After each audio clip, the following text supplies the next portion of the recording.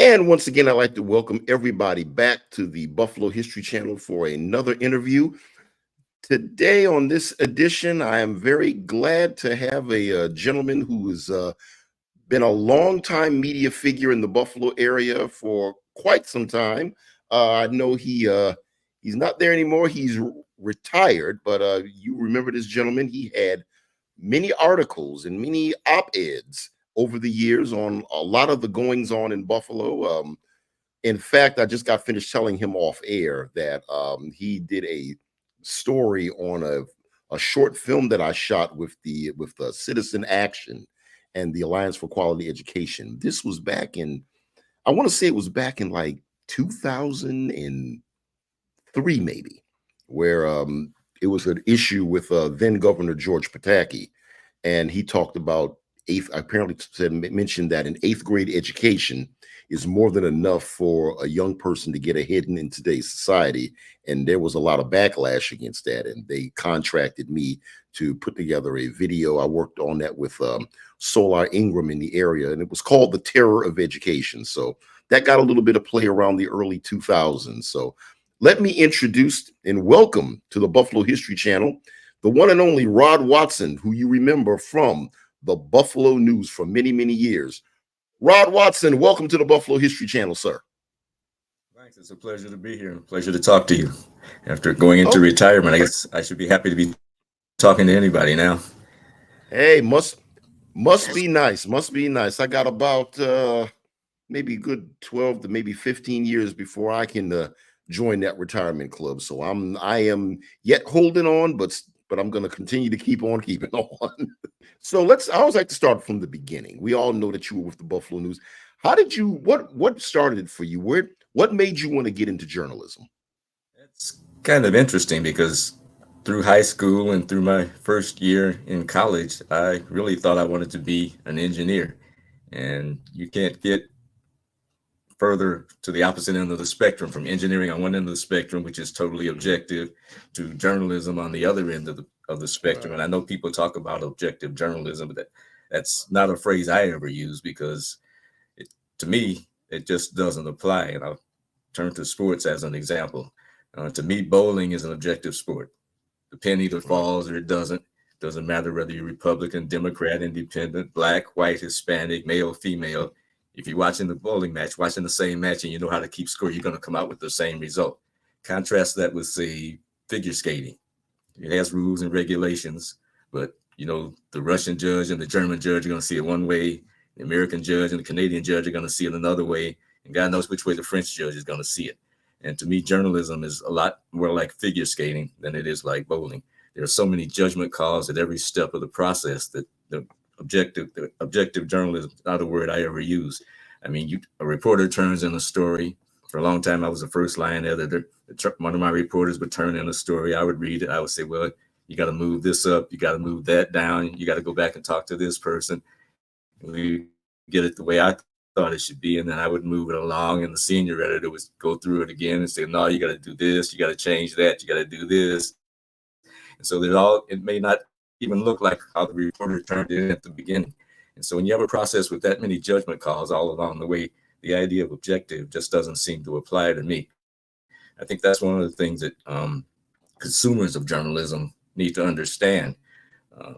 There's so many judgment calls along the line that a story can be factually true, presented by one news outlet, and another news outlet can present the same story, and it can be factually true, but you can come away with totally different opinions depending on which outlet you're consuming that news from.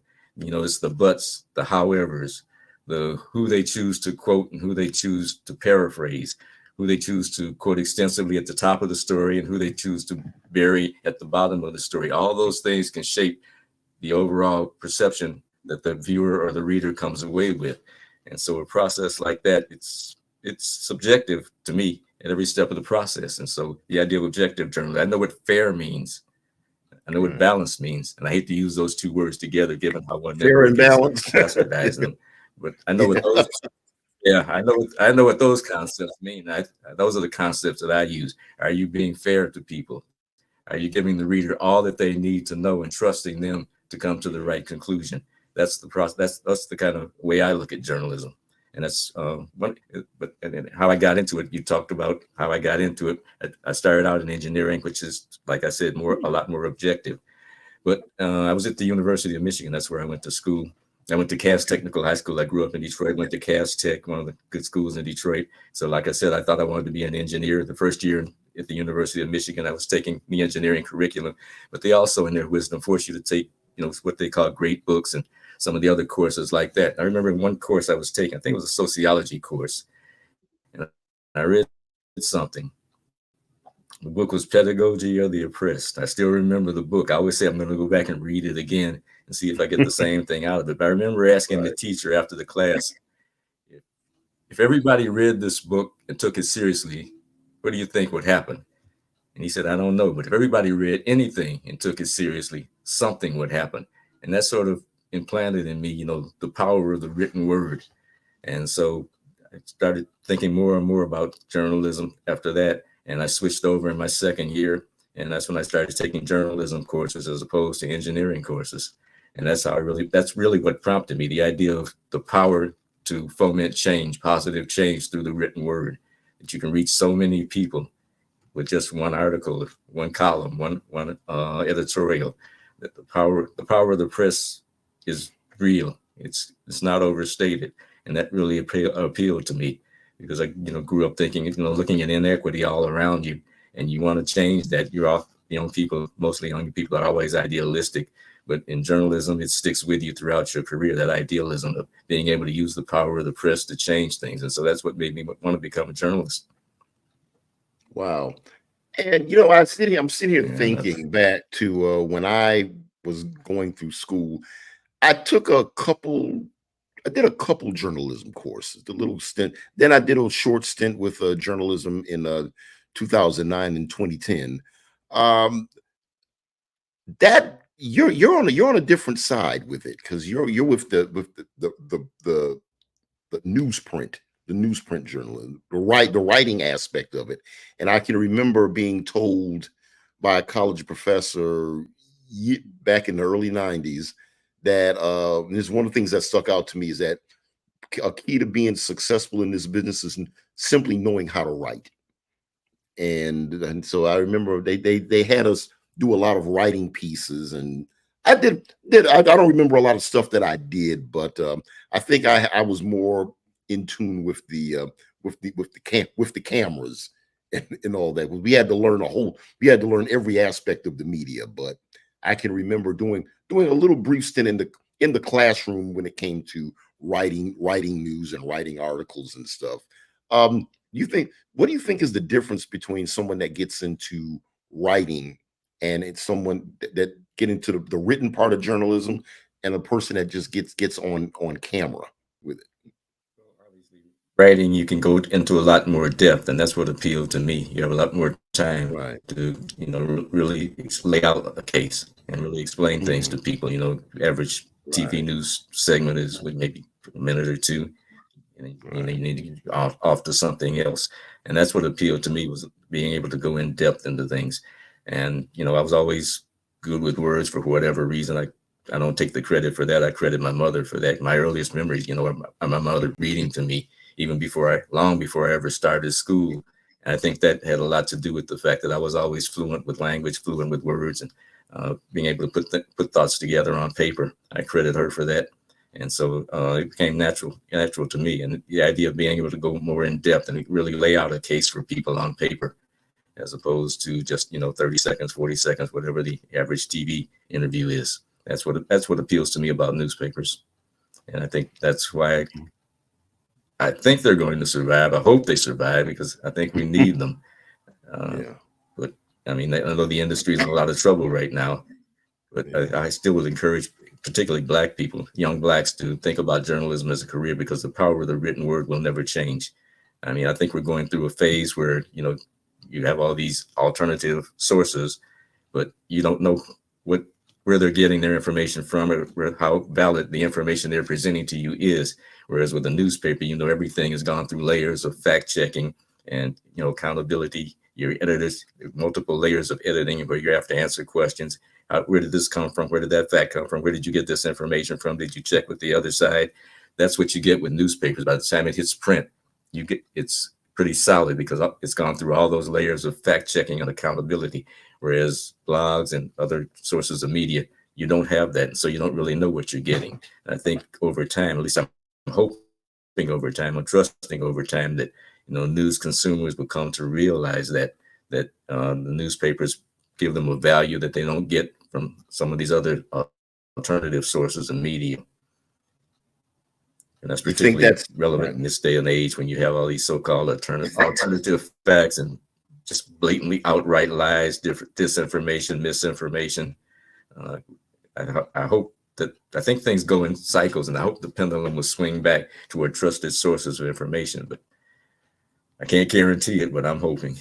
But I think this election will tell us a lot about this presidential election will tell us a lot about whether the pendulum is going to swing back or not. Yeah, speaking of, like, when we talk about the pendulum swinging in the media, I'm sure, and I know you just alluded to it, where there was a time, you coming into the media, you had to you came through certain channels. You were either came through the news station, came through a TV station, you came through a newspaper. Now things have gotten more, and you had a certain degree of training when you came into the business back in the day. Now with in this internet age, and now take it a step further with the social media age, and you have these blogs and these news sites, and nowadays everybody kind of gets online and anoints themselves as journalists without really going through a lot of the Themselves, traditional yeah. training that many of us, that you and I and many other people went through. What's your views on how things have changed in the media from then to now? Well, that's the danger that's out there now, because as a news consumer, you don't know where this person is getting this information from or how valid this information is, particularly in this age of disinformation, misinformation. With a newspaper, you got that trusted source because it's been vetted, it's been thoroughly analyzed at multiple steps along the way before it hits the paper. With these alternate sources of media, you don't have any of that. And so you don't know what you're getting. And so it's like buyer beware. And that's really dangerous to democracy, as we're seeing now, in particular with Yeah. not just domestically, but with the foreign influences coming in, the Russia disinformation campaign, and Iran's trying to do the same thing. And so a lot of these sources, you don't know where the information is coming from or how valid it is. And with, you know, um, artificial intelligence and the ability to just make up Oh people, yeah, put AI. words in their mouths, that's a whole new level of danger. And so it's going to be up to the news consumer to really, do the work that democracy requires in order to educate yourself and inform yourself. You can't just accept something at face value. You've got to do the work to find out, is this a trusted source or not? And make your decisions accordingly. And that's a lot of work. And I hope we're up to it as a society, but I'm not sure we are. Yeah, you mentioned Particularly with this penchant of wanting to find information that validates what you already believe, the silos we put ourselves in. One of the things I tried to do is, visit sources of information who I know I'm going to disagree with, but just to see what they have to say. Is there something I'm missing? Is there another side that I haven't really considered? And, unfortunately, I think a lot of people don't want to challenge themselves like that. They just want to find information that validates what they already believe.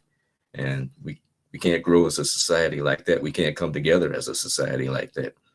So, journalism is still a role for journalism, but only if the public recognizes it. And I'm not sure that enough of the public is recognizing it anymore. And like I said, I hope that pendulum swings back as we get closer and closer to the precipice that I hope we don't go over. right.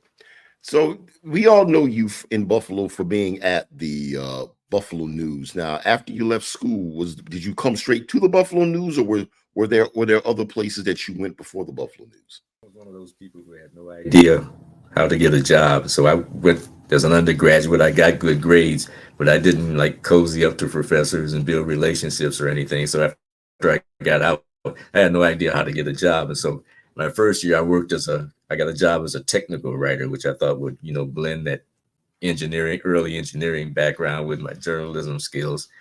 But that was kind of boring and didn't pay well. So I took a year off doing that. And then I went back on a scholarship to grad school and got a master's in journalism back at the University of Michigan. And that scholarship was funded by a chain called Booth Newspaper. And if you accepted their scholarship, then they were committed to give you a job for at least a year, and you were committed to accept that job at one of their papers. And so that's how I got my first job after I got my master's. I worked at the Saginaw News.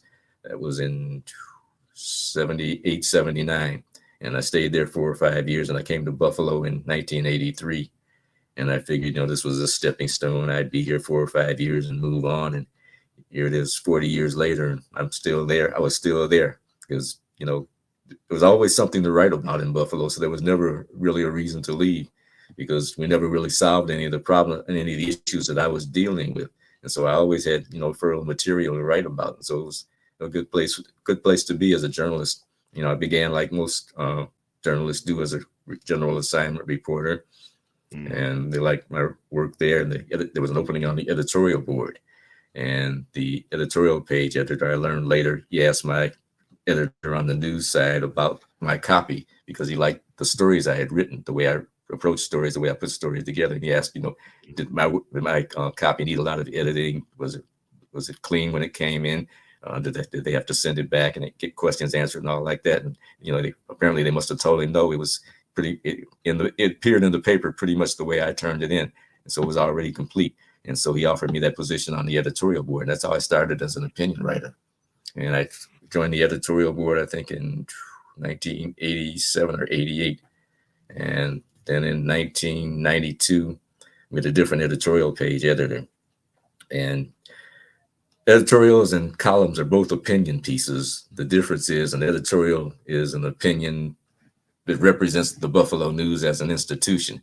And so it's put together by the whole editorial board. There's an editorial board meeting every morning to discuss, what we want to write about, what position we want to take. And the position we end up taking is a consensus of that board, whereas a column is just whatever I want to say. And one of the cardinal sins to me is being boring in print.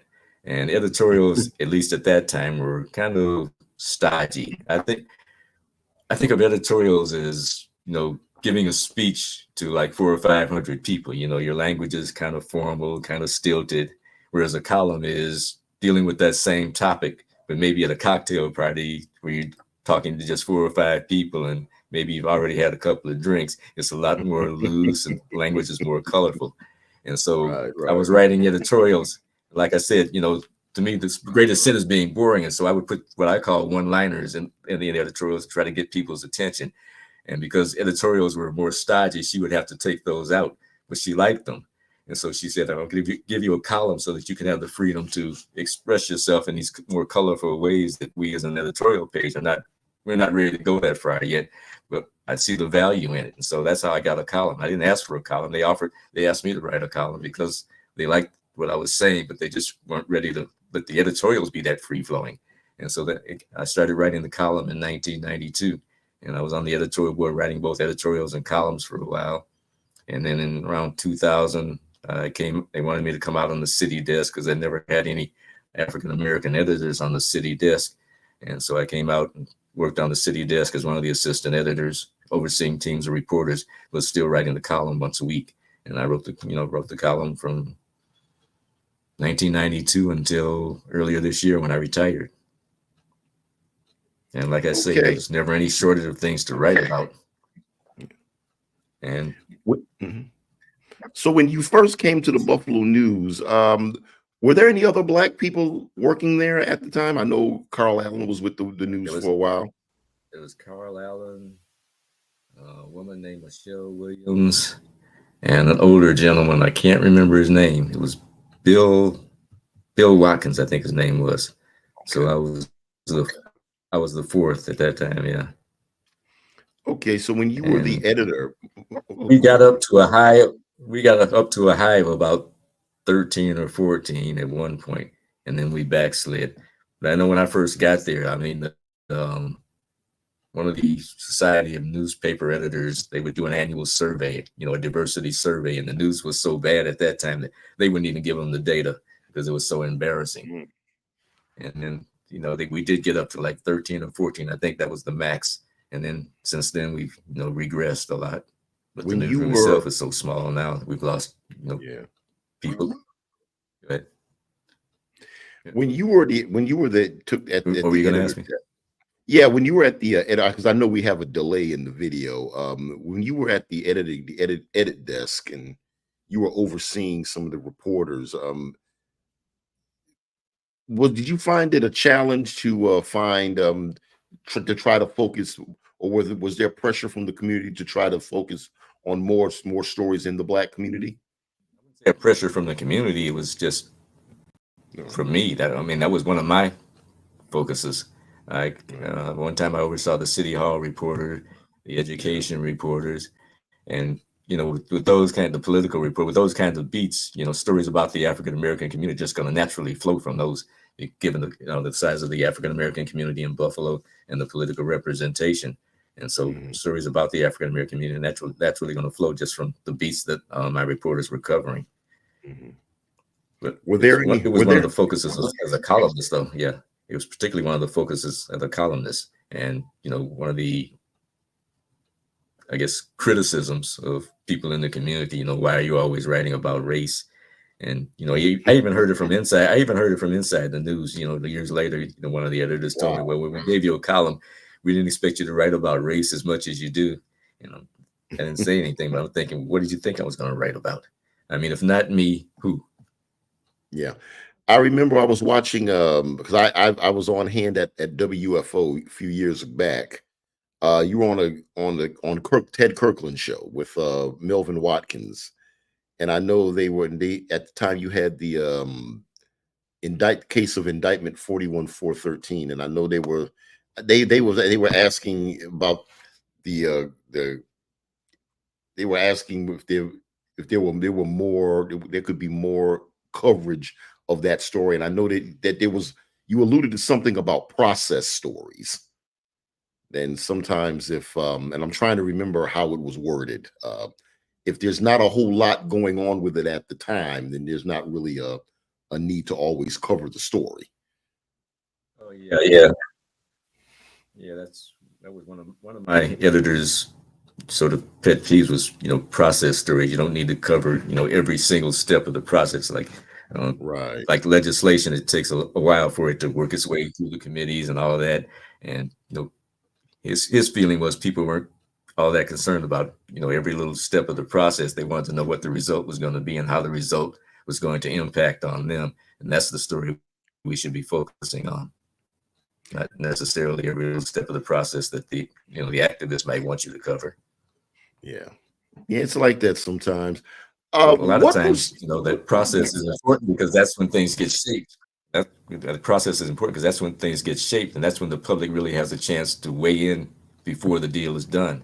And so you need to let the public know when that process is going on and how they can make their voices heard during that process. So in that sense, process stories are important. And there's a little bit of tension, disagreement within the newsroom about that. But if you want the public to actually be involved, you have to get them involved early on before the deal is done. And so that's one reason process stories are important, even if you think, nothing's happening yet. Well, that's when you want the public involved before something happens so they can weigh in and shape how it happens.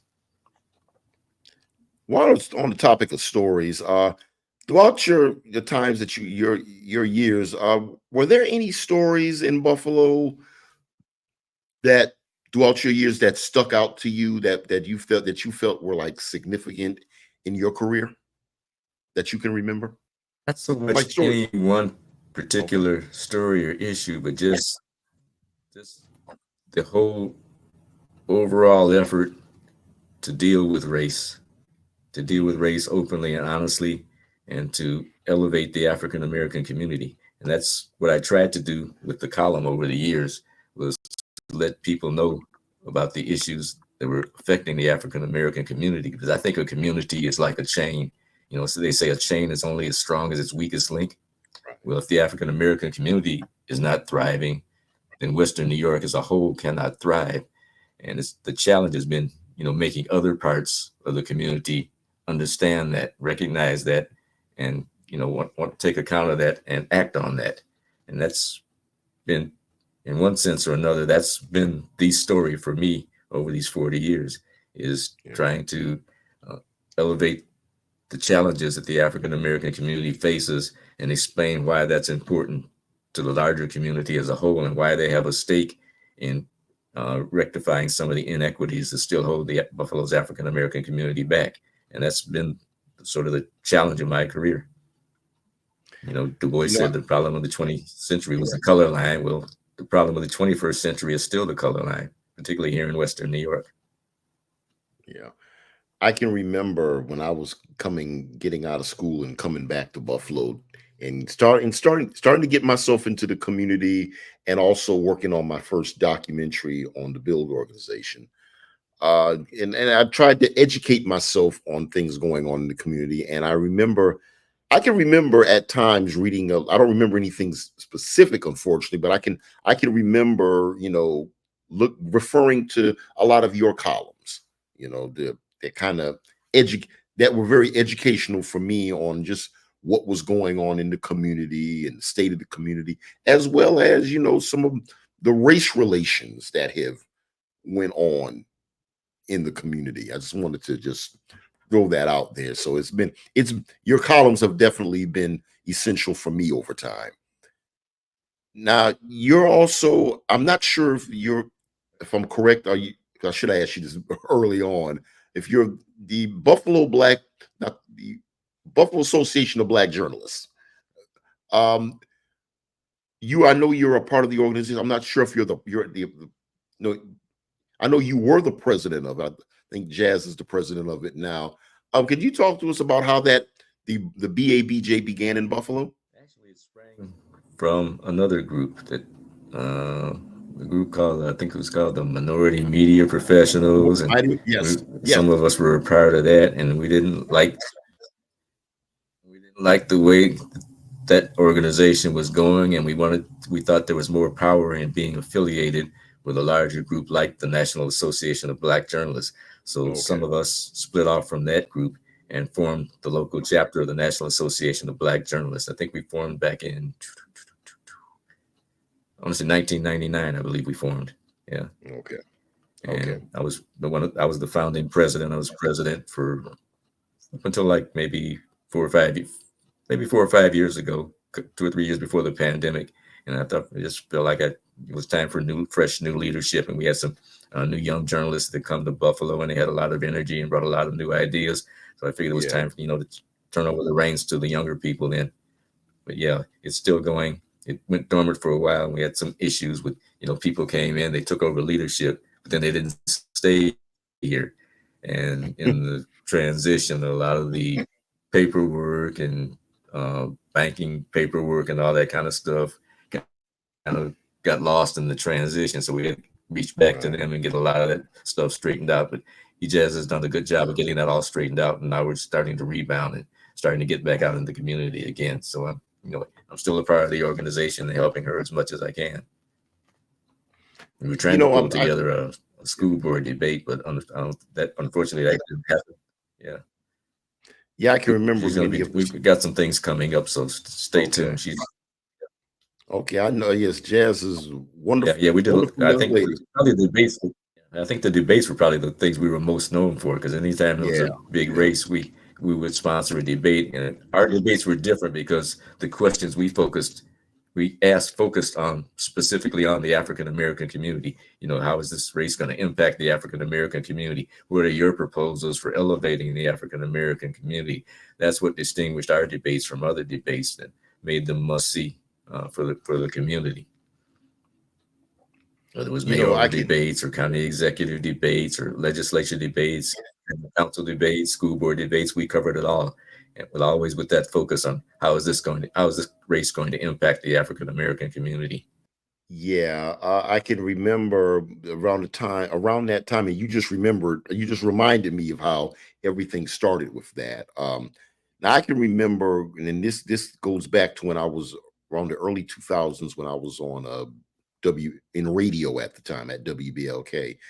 I can recall a num that was during a time when a lot of journalists were like TV journalists were coming into the Buffalo area from other markets. And many of them were, I can remember many of them being young and starting out and coming through Buffalo and then being here for a few years and leaving, and they would be part of the BABJ.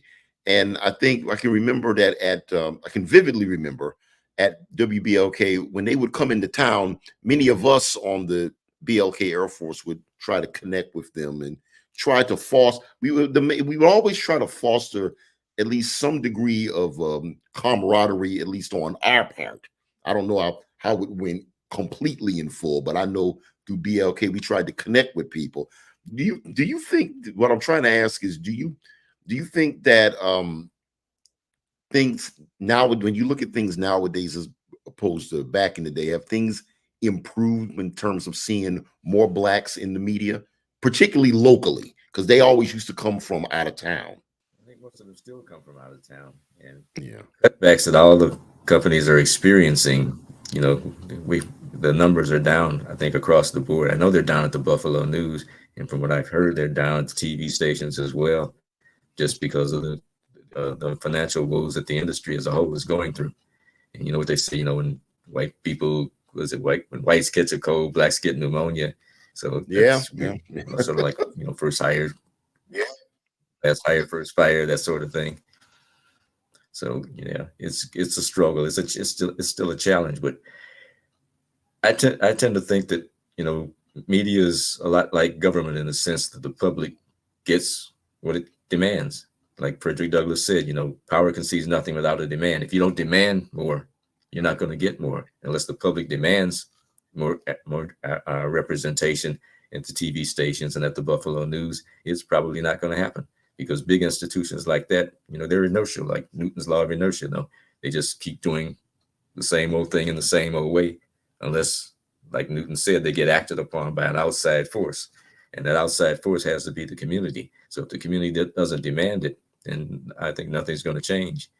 Just like the Buffalo News, laid off the first, African American editor. If there's no I community heard about outrage, that. and they think that's okay. Yeah. So The community gets the kind of media that it demands. yeah, I know that you said you're retired now. Trying to think of how to frame this how to frame this question. When you left the Buffalo News, did you see where did you feel like things were getting better in terms of getting the stories out there and bringing more black people on staff with the Buffalo News? Like to say yes, but I really can't. I gave them like 4 or 5 months notice that I was going to retire, in order to give them time to go out and find a black columnist because I thought it was really important that they have a black columnist. And Right. obviously they didn't do that. So I can't say yes. I can't say I wish I could say yes, but I can't. Yeah. Just, I mean, that's just one example. But again, if the community doesn't demand it, then it's probably not going to happen. Given the financial straits, they're more concerned about the bottom line than they are concerned about Right. making sure that there's representation. Yeah, I Particularly know now that they've been that. bought out, by this corporation. Right.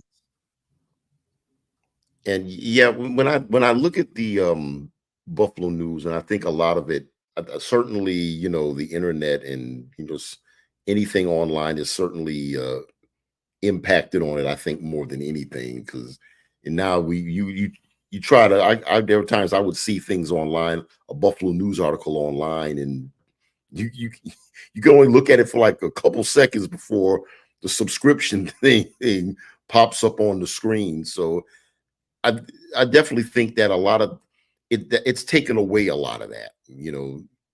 When you would just go out there and buy a paper, and now you to get everything online now is I do think, and you're right. You talked about the bottom line.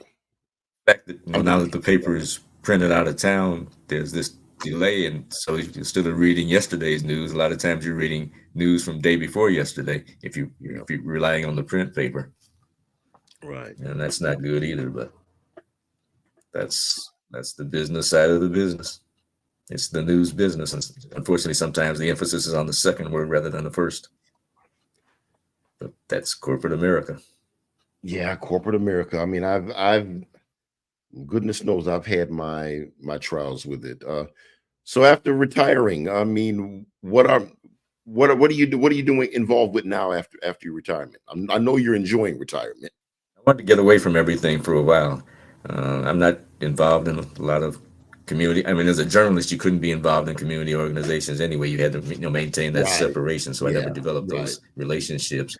And I just wanted to take a while and, just clear my head for a while. And I had a lot of stuff around the house that I neglected and put off. So that's what I've been doing with most of my spare time. And people ask me, "Don't you have the urge to write anymore?" And I never really had the urge to write until just recently. I did submit something to the challenge. That's the first time I really had the book to write about something. It was, all this stuff about, black males, either voting for Trump or not voting at all, and the idea of how to appeal to black males, and the blowback that Barack Obama got from his comments, which I totally agree with him. And so I just put something together explaining why it's too important to sit out for, particularly for African Americans, trying to lay out the case for why African Americans need to vote and can't afford to sit it out. And so I submitted. I don't know if they're going to run it or not, but I, it was something that I just felt strongly about, and I felt like I needed to put something on paper and get it out there if possible. So we'll see if they use it or not. But maybe Now that you're that's the getting my toe back in the water, and maybe right. it's Well, you my know what they entry back say. into becoming more involved in the community. You know what they say. I mean, They say, nobody ever nobody really retires from the business. We sometimes you'll try to get out of it, and when something the business gets into your blood, as they always say. It's always in your blood. So you might step away for a little while, but there's always that urge to come back.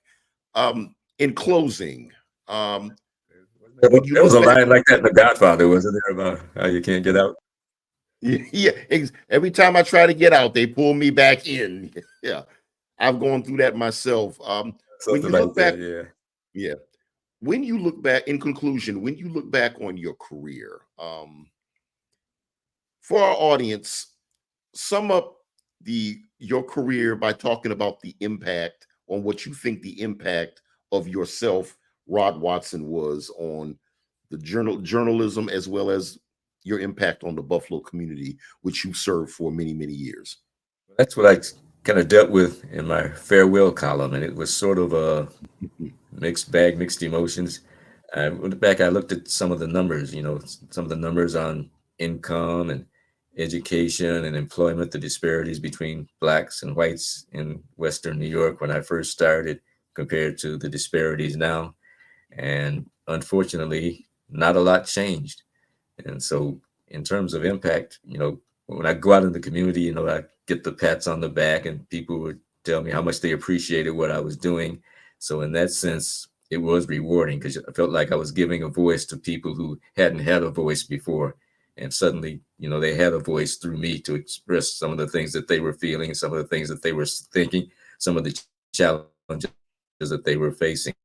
And the fact that they always use the word appreciate, which I didn't understand at first. I could understand I like what you wrote, or I didn't like what you wrote, or I agree with what you said, or I didn't agree with what you said. But they would always say, "I appreciate what you're doing."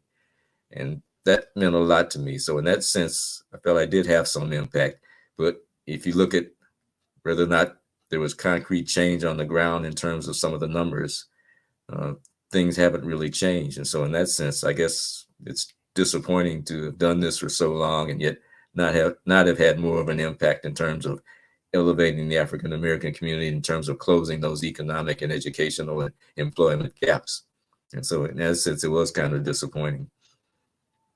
But Yeah. and another disappointing thing was, I try to write about things, issues that were coming up, meetings that were going to be held, and I would try to do it ahead of time, trying to give the people the information and inspire them to come out and make their voices heard.